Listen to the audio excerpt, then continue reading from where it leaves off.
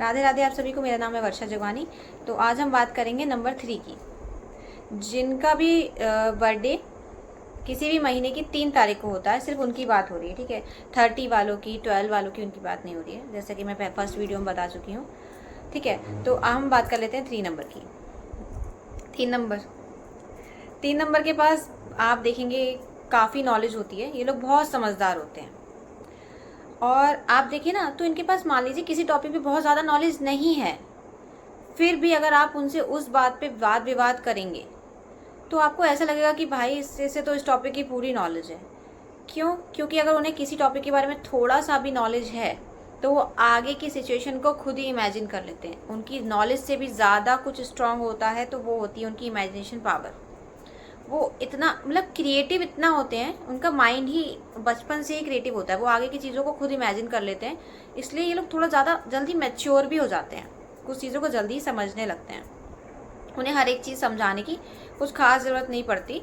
हाँ, अगर date of birth में कुछ और ऐसे नंबर हैं तो अलग चीज़ है, बट वैसे नॉर्मली ऐसा नहीं रहता, ठीक है। ये लोग बहुत अच्छा इमेजिनेशन पावर होती है। अगर मान लीजिए इनके घर में 10 किताबें ये लेके आए हैं किसी टॉपिक पे पढ़ने के लिए, अलग अलग टॉपिक की 10 किताबें हैं, तो बहुत कम ही होते हैं ऐसे 3 नंबर वाले जो वो किताब पूरी पढ़ते होंगे। हो सकता है वो 10 की 10 किताब इन्होंने थोड़ी थोड़ी पढ़ी हो, पूरी पढ़ी ना हो, पर फिर भी उसमें से किसी एक किताब के ऊपर बात कर लीजिए, इनसे बहस कर लीजिए, तो आपको यही लगेगा कि इसने कितना ज़्यादा डीपली इस किताब को पढ़ा है। उनका इमेजिनेशन इतना अच्छा होता है कि वो थोड़ा सा पढ़ते हैं, आगे का वो इमेजिन कर लेते हैं, ठीक है। आगे बात करें तो प्रॉब्लम, इनकी प्रॉब्लम पहली चीज़ ये रहती है कि ईगो। नॉलेज जैसे जैसे बढ़ती है तो इनका ईगो भी थोड़ा सा बढ़ता रहता है कि यार ये बात मुझे तुमसे ज़्यादा पता है, तुम मेरी बात कैसे नहीं मानोगे, तो ये इनमें थोड़ा सा आ जाता है। फ्रेंड्स के साथ, फैमिली के साथ ये थोड़ा सा इस बात पे इन्हें मतभेद होने लगते हैं, थोड़ा सा लड़ाई या थोड़ा सा कहूँ नोक-झोंक होने लगती है कि नहीं मेरी बात मानी जाए। अगर मैंने कोई बात कही है, 2-3 बार आपको समझा लिए तो आप उसे मानो। बट मान लीजिए इनकी कोई बात नहीं मानता है, मान लीजिए इनका कोई फ्रेंड है, ठीक है, उसे ये कोई बात समझा रहे हैं और वो नहीं मान रहा है, 2-3 बार इन्होंने समझा लिया, समझा के देख लिया, उसके बाद ये उससे बात करना ही बंद कर देंगे। समझाना तो बंद करेंगे, बात करना ही बंद कर देंगे। तो आपको ये चीज़ नहीं करनी है, पहली चीज़, ठीक है। देखिए हर किसी का ना हर चीज़ को सोचने का नज़रिया अलग अलग होता है। मान ली फैमिली मेम्बर्स के लिए आप अच्छे के लिए सोच रहे हैं, ठीक है। मुझे पता है आप 3 नंबर वाला दिल साफ होता है, अच्छे के लिए सोचते हैं वो, मतलब वो एक तरीके से ना सही गलत देख रहे होते हैं कि क्या सही होगा क्या गलत होगा। तो आप मान लीजिए उनके बुरे के लिए नहीं चाह रहे हैं, पर फिर भी अगर वो नहीं समझ रहे हैं, हो सकता है वो किसी और नज़रिए से उसे देख रहे हो, उन्हें कुछ दूसरी साइड उस चीज़ की दिख रही हो, तो आप प्लीज़ उनसे मतभेद मत रखिए। कोई चीज़ नहीं समझ रहे हैं, समझा दिया आपने प्यार से, तो आप उनसे लड़ाई झगड़ा करके रिश्ता मत ख़राब कीजिए, ठीक है। कोई बात नहीं, चलने दीजिए। धीरे धीरे अगर वो चीज़ गलत होगी तो उन्हें खुद समझ आ जाएगी, ठीक है। आप सब कुछ नहीं बदल सकते, पहली चीज़, क्योंकि 3 नंबर वालों को ऐसा फील आता है कि भगवान ने उन्हें ज्ञान देने के लिए धरती पे भेजा है, ठीक है। तो आपको ऐसा नहीं करना है। ज्ञान का प्रयोग कीजिए, अच्छी जगह पे कीजिए, ठीक है। लड़ाई झगड़े के लिए मत कीजिए।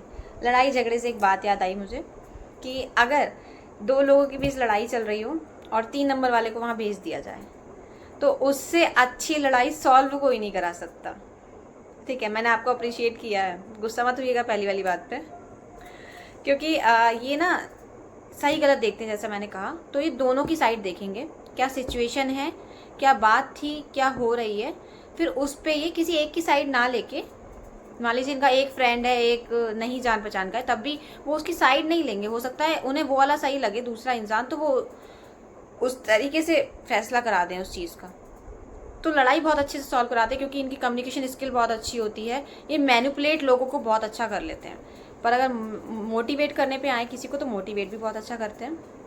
पर मेरे ख्याल से 90% लोग इनकी बात को मान ही जाते हैं, बाकी 10% शायद थोड़े से, हो सकता है 3 नंबर वाले ही हों जो ना समझते हों। वैसे ज़्यादातर लोग इनकी बात मान जाते हैं, क्योंकि ये तर्क रखते हैं, है ना। जहाँ पे भी आप तर्क रखते हैं तो वहाँ पे आपकी बात अगर आप सही प्रूव कर रहे हैं तो ज़्यादातर लोग मानते हैं, ऑब्वियस सी बात है।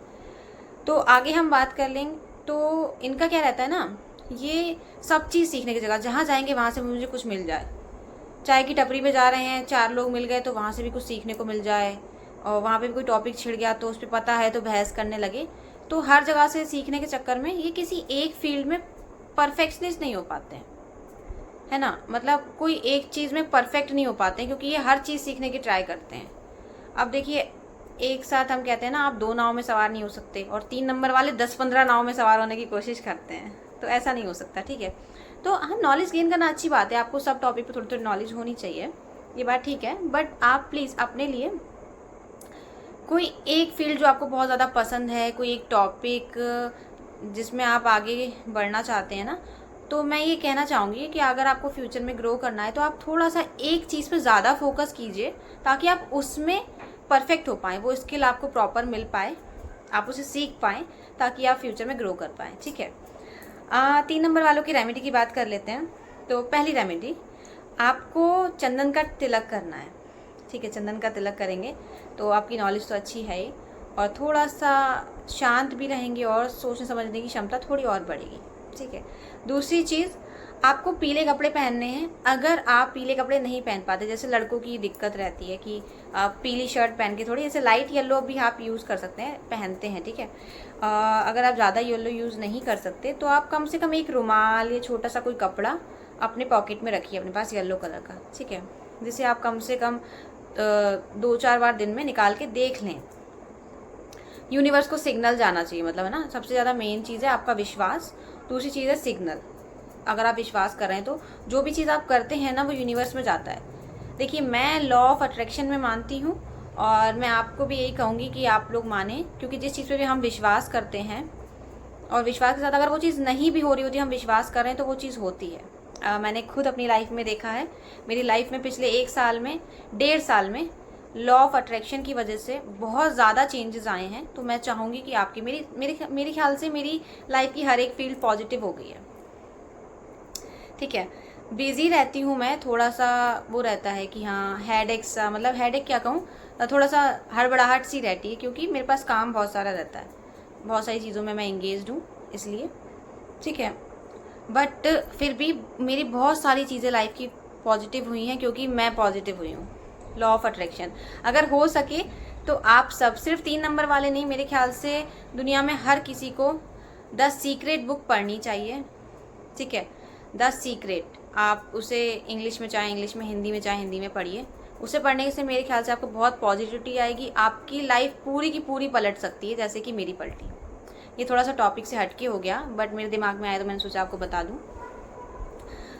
रेमेडीज़ की बात कर रहे थे हम, तो आपको पीला कपड़ा रखना चाहिए। तीसरी रेमेडी आपकी है कि 7 केले आप अपने ऊपर से क्लॉकवाइज उतार के गाय को खिलाएं बृहस्पतिवार के दिन, ठीक है। गुरुवार के दिन आपको गाय को 7 केले खिलाने हैं। ये रेमेडी बहुत ज़्यादा रिजल्ट देती है, बहुत बहुत ज़्यादा रिजल्ट। तो आप प्लीज़ ये रेमेडी ज़रूर कीजिएगा, ठीक है। और आप ओम बृहस्पत्याय नमः इसका जाप कीजिए, इस मंत्र का जाप कीजिए 108 बार हो पाए तो, कम से कम गुरुवार वाले दिन तो ज़रूर कीजिए। और अगर आप मान लीजिए राइड कर रहे हैं, ड्राइव कर रहे हैं, तब भी अगर मन में आप ये मंत्र गुनगुना पाएँ तो अच्छी चीज़ है। ओम नमो भगवते वासुदेवाय नमः, इस मंत्र का भी जाप कर पाएँ अगर आप मन में, तो अच्छी चीज़ है। या फिर अगर आप म्यूज़िक वगैरह सुनते हैं, भजन सुनना पसंद करते हैं, तो आप हल्की आवाज़ में इसे बजा लीजिए, इस मंत्र को, और इसको सुनते रहिए, तब भी काफ़ी असर आपको रिजल्ट देखने को मिलेंगे, ठीक है ना। तो ठीक है, आज के लिए बस इतना ही। बाकी अगली वीडियो में मिलेंगे। अगली वीडियो में बात करेंगे हम 4 नंबर वालों की। तो आप भी रेडी हो जाइए, आपका नंबर आ रहा है। ओके, राधे राधे आप सभी को, जय माता दी।